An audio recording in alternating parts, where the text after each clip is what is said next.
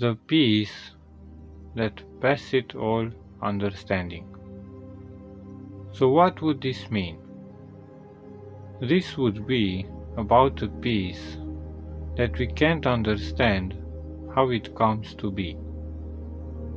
How come is this peace, and why is this peace, right? So this is about a peace that is not like an outcome. It's not a peace that becomes peace. It's not determined to be, is not made, right? So this peace would not be of this framework of determinism and of this framework of time, and it's not dependent on something else that would make this peace. It's not determined and safe and constant, because otherwise what kind of peace would be that, right? It would be like an object that can be made or fabricated, and it would depend on that which would make this peace, so it would not be safe, as that which would make this peace could end this peace.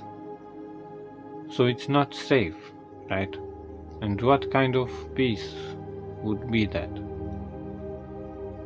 So undetermined peace is the only peace there could be, is the only kind of peace there could be, as otherwise it would not be in peace, it would not be safe, and it would be threatened.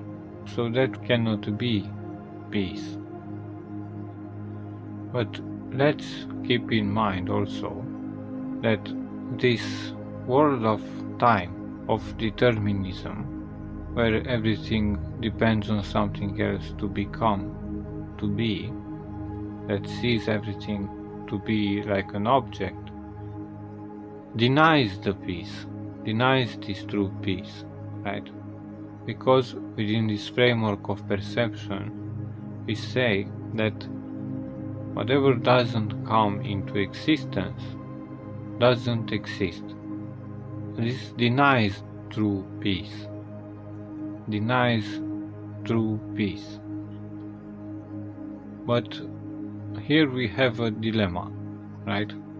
Because either we believe that only this deterministic view, or this world of objects, or this world of time is real, but then we have to be clear that within this framework there is no peace, or if there is peace to our mind, so if we admit true peace within our mind, then we must admit eternity also, right?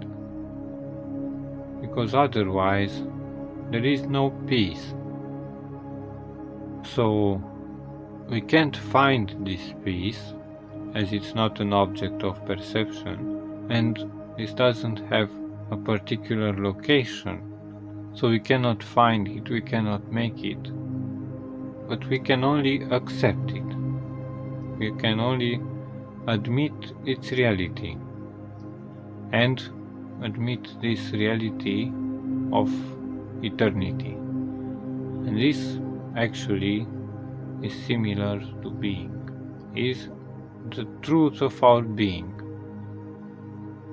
So we must accept this peace, as by contemplating the nature of peace, this is where our reason guides us, as true peace is the only peace possible, and this peace is not determined. So we accept eternity.